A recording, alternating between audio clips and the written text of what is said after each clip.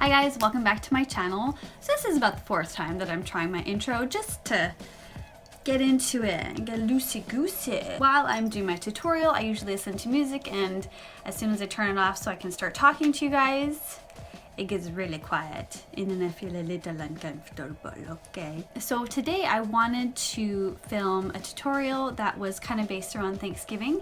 I was thinking of Thanksgiving, I was thinking of pies and berries and just yummy warm goodness, and so I was thinking of doing berry colors on my face and just really smoking it out and just making it nice and warm and just like wrapping my whole lid and just kind of going around a little bit and then bringing that down to the lip a little as well, but just a little lighter.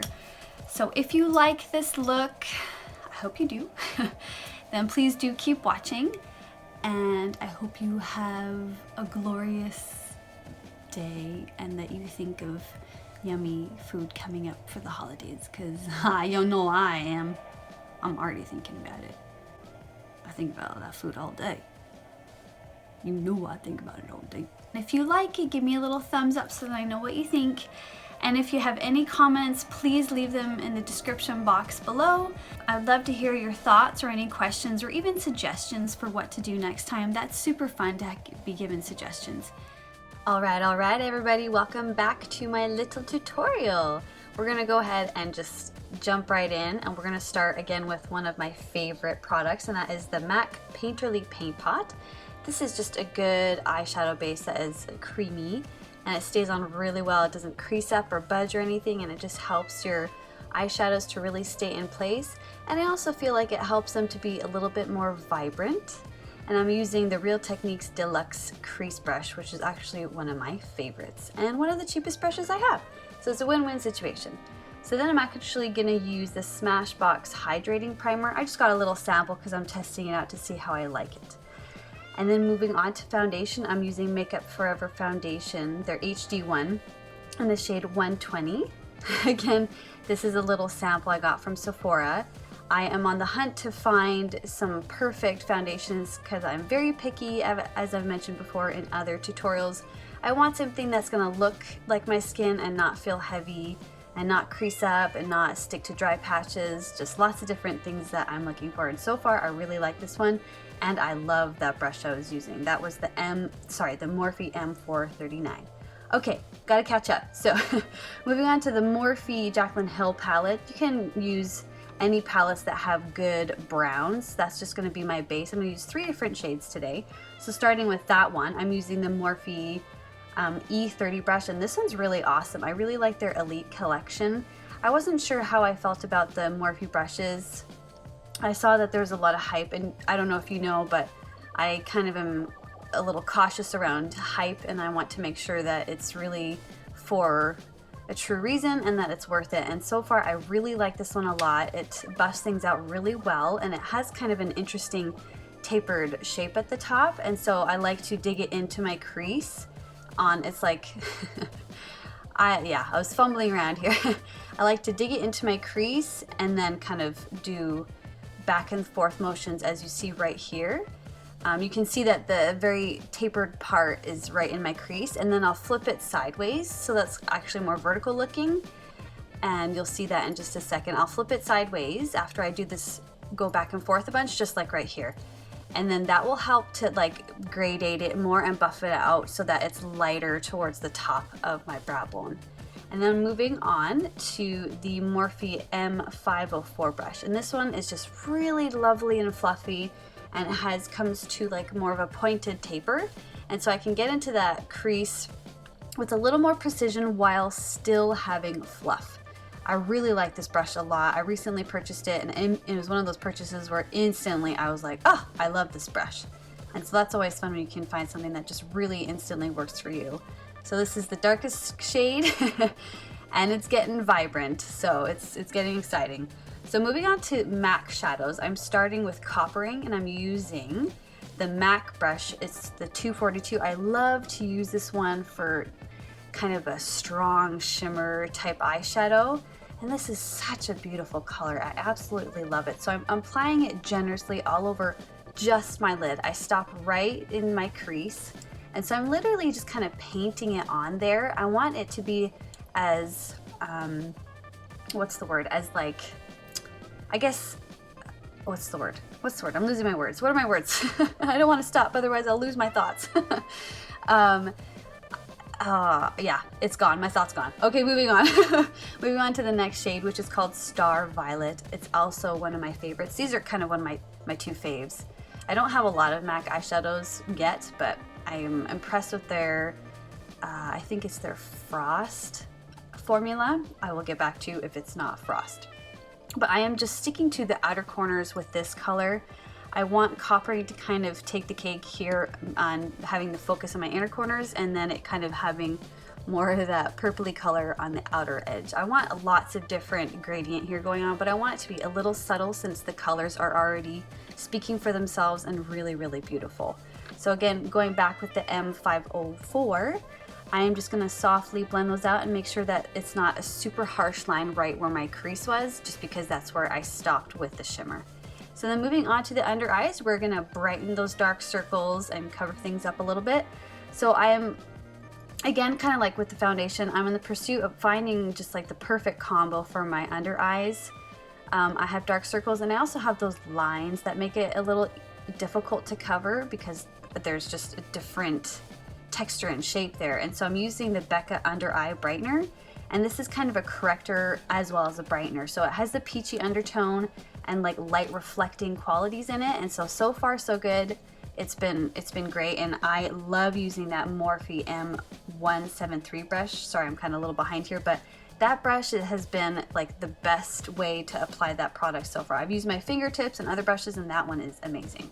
So moving on to concealer, sorry, that was the Urban Decay concealer. The full title will be in the description box below because it's a long title. And I'm just using this Real Technique sponge. This one is great. It's just like the Beauty Blender, but less than half the price. I took it under the sink and I squeezed it several times, like 5 to 10 times, to make sure it really soaked up all the water. And then I squeezed out all of the water, like really, really firmly, so there's nothing left. And then I took a towel and squeezed that out so it was like barely damp, but it's nice and fluffy.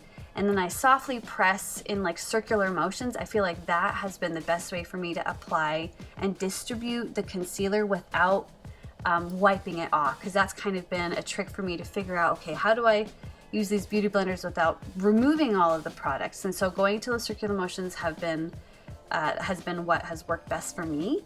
And then so I cleaned up just the sides so that had more of a crisp edge, and yeah, I feel like it worked out pretty well going back in with that brush and just softening things up so it wasn't crazy creasy or crazy crisp, I mean, sorry. And then moving on to setting my under eyes, I'm using the Laura Geller Highlighter Duo. I'm using the shade on the, I think it was the left, that's called, I think, shoot, was it called Vanilla? Dang, I don't know.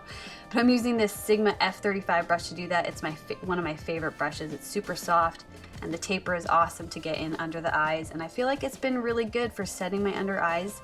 It's really good and brightening, but I will say that it does cake up a little bit, so I'm still trying to figure out what is the best combo. So again, going back under the eyes, I'm going in with those different varying browns. It just kind of depends how dark you want it to be. And then I'm just putting coppering right in the center there. So first I blended it out with the Sigma pencil brush, is the E30, this one right here. And then using the flat definer, again by Sigma, it's the E15. That helped to really get in there under my lashes and really hug the lash line and just focus the coppering right in the middle there where the light captures your eye the best. Did I say that backwards? No, I think I said that right? Okay. So I really liked putting the shimmer just right there. And then I'm moving on to the mascara. This gulp, gulp, gulp. I'm sorry, I'm such a cheeseball. I'll laugh at myself. What can I say? That was the Urban Decay Big Fatty Mascara, and that is my current favorite. It holds up my weak lashes really well. It's a little hard to remove, and that's my only complaint about it. Other than that, it's great. It holds my lashes up, but it doesn't get crispy and dry and like make my eyelashes brittle, so that's been really awesome.